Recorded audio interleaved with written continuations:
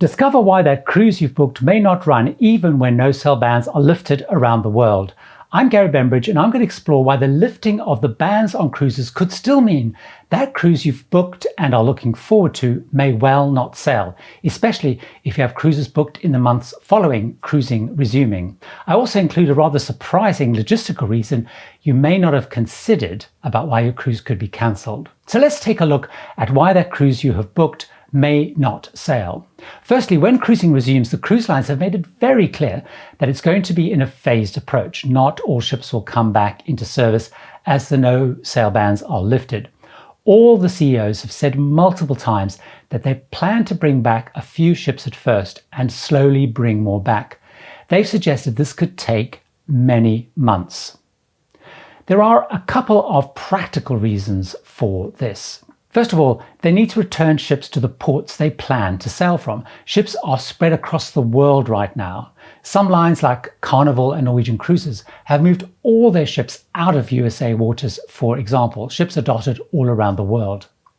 They also need to get crew back from all around the world. It's going to be a massive logistical task, just as repatriating there was in the first place.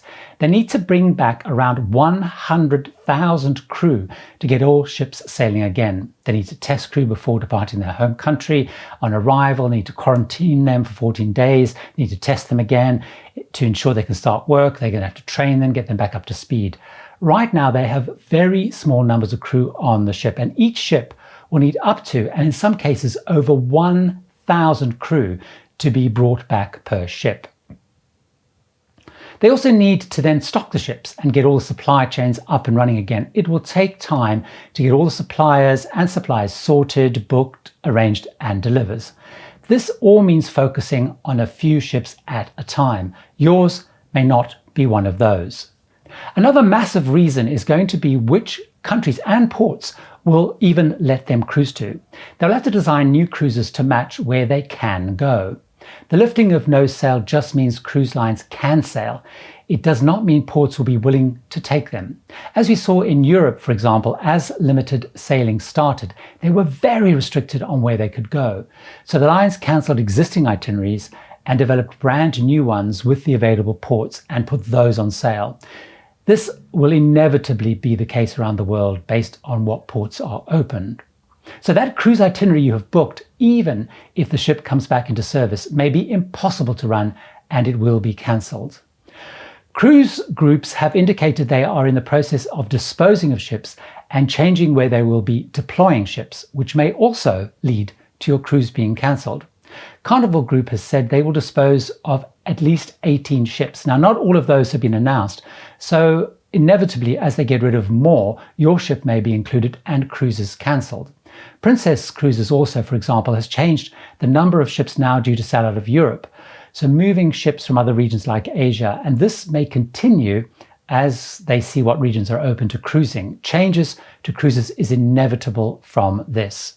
Another reason the lines are looking at a phased return is the actual demand to cruise. Although there's a lot of hype about demand, until cruising returns, it's impossible to know. The lines have said that they will manage supply so they can keep fares at a level that makes those ships sailing profitable. They want to avoid having to slash fares to fill ships.